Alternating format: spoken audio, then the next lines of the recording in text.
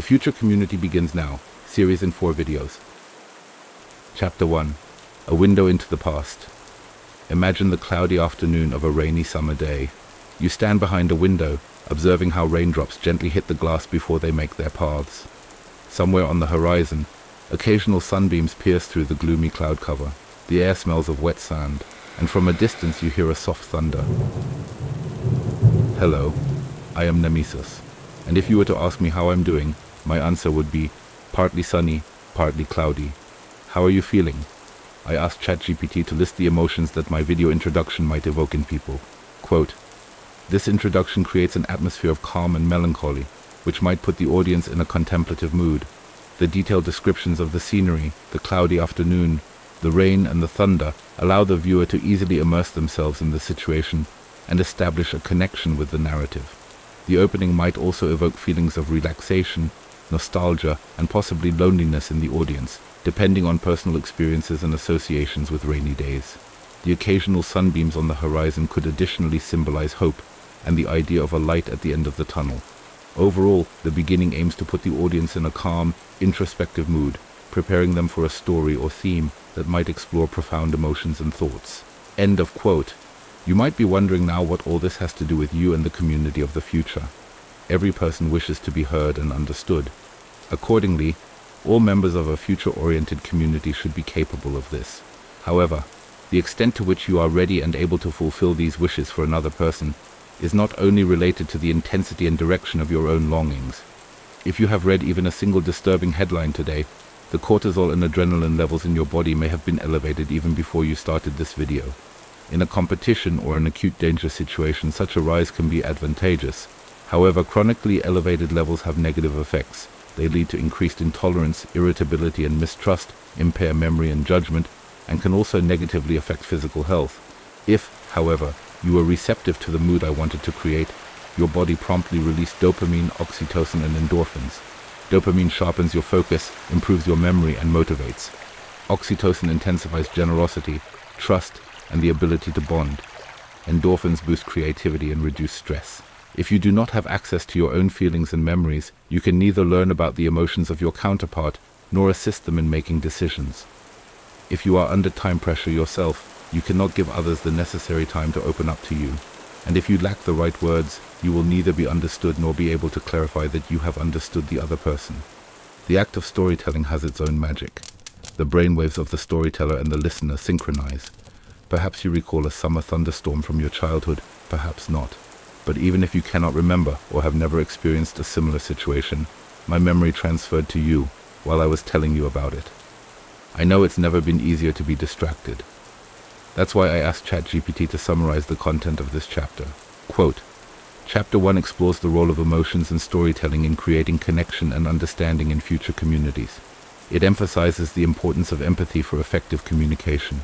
The captured mood influences thoughts, feelings, and actions. Storytelling has the power to change this mood." End of quote. It's time to dive into a new chapter. Shall we? Chapter 2. Shrinking Dreams and Growing Doubts. After having pulled some psychological strings to immerse you in the emotional world of the past for a moment, I want to take another leap with you, this time into the near future, from the perspective of a child pondering what it will experience when it grows up. In such a future, the world would resemble a single adventure playground, where every country on Earth would be accessible and every culture experienceable. No ocean trench too deep, no mountain too high, and no castle too far to be discovered, explored, and researched with friends and playmates. Here, more people would follow their calling instead of meeting the expectations of others. Attending schools would be more joyful, learning would continue throughout life, and emotions would be lived more freely. Back to reality and the dreams of today's adults, or what's left of them. Members of a future-oriented community should be aware that access to their earlier, childlike impulses is not only important but essential.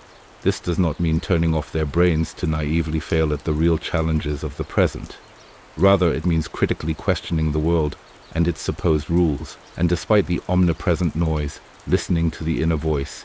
It also means cultivating oneself and reflecting on oneself and one's interests in the light of current science. Not only the currently perceived mood influences people, we are embedded in the culture and era into which we were born. If you get the impression that people in the past were sometimes treated barbarically, Take a moment to consider how future generations will judge our time. The truth is, prenatal imprints and experiences from our earliest past still echo actively within us and have the potential to influence us throughout our lives. People go through phases of increased susceptibility to imprinting at different stages of life. In puberty, when we fall in love, and in times of crisis. Empathy, learning ability, and learning speed are impressively high during these periods, but despite all neuroplasticity, not nearly comparable to the potential of the first phase of increased susceptibility to imprinting. This phase begins well before birth and ends by the 3rd year of life. It leads to a 2-year developmental stage that neurologists call use it or lose it. During this stage, the brain is adapted for the specific tasks of our environment. Unused neurons, or unused nerve cells of the brain, die off. Synapses are connections between nerve cells. Synapses that are not used or infrequently used become weaker or disappear altogether. We are dealing here with evolutionary mechanisms that have been optimizing since the beginning of humanity. However, not every neural connection necessarily leads to advantages. For instance, the constant absence of a caregiver in early childhood can lead to a life-threatening incoherence in the brain. To counteract this, coherence is established by the growth of inhibitory connections of nerve cells above the actual attachment center of the brain, which can remain for a lifetime. This does not mean that people with this type of neural change are unable to form attachments for their entire lives. However, it does mean that they have to make more of an effort to become capable of forming attachments. In environments where free creativity and autonomy are discouraged, children lose their enthusiasm for creativity and for exploring the world. With the arrival of the 5th year of life, the use it or lose it phase ends, but this does not mean that all possible negative influences that could affect our lives are now a thing of the past. Cognitive biases and mental shortcuts, also known as heuristics, are mechanisms that help us navigate the world.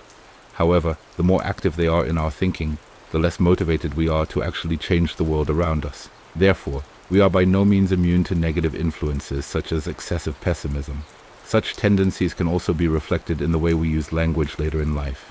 The question, "What do you want to be when you grow up?" is typically answered by children with the syntax, "I will." When adults do not respond with "I don't know," which is quite telling, the syntax often shifts from "I will" to "I would like to, but I can't." With increasing age, while our dreams shrink, our doubts about achieving them grow. And if we grew up in an environment that used a more restricted, limited language code rather than an elaborated, extensive one, it will be harder for us as adults to justify conclusions and instructions. Unless we have actively worked on our linguistic and cognitive development, speaking is a conscious process. The center of our language processing is in the cortex, which is partly separated from the areas of the brain that contain our values and evaluations. The question, "How are you?" is an invitation to our counterpart to access the subconscious world of feelings and describe it with appropriate word choice. The question about one's well-being can only be understood as sincere if the person being asked takes a lot of time to reflect, and the questioner has enough patience to wait for an answer. However, this is hardly feasible in everyday life, and even if it were, the answers could be meant differently than they are understood. The statement, "I am excited," could mean anything from looking forward to an upcoming event to extreme nervousness at the moment. Without knowing the biographical background of how a person's vocabulary has formed, it is difficult to understand them. So if the question about well-being can at best be understood as a well-meaning platitude, why shouldn't I just respond with something trivial, like small talk about the weather? I am Nemesis, and if you feel that this chapter appears as gloomy as the cloud-covered sky on a summer day, you're spot on. The conclusion of the video series in the 7th and final chapter will be brighter and more cheerful. But first, here's the summary of the 2nd chapter by ChatGPT.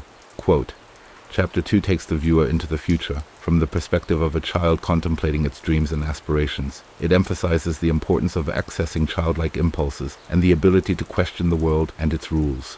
The immense potential of the human brain during the early years of life is highlighted, explaining how it is shaped by the environment and early experiences. The chapter discusses how these early imprints and experiences influence us, and how they are reflected in our language and behavior.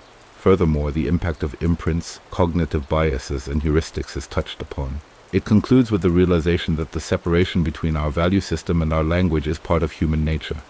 This can lead to difficulties in expressing our feelings and values precisely, and can even make it challenging for us to understand what we feel and why we feel the way we do. End of quote.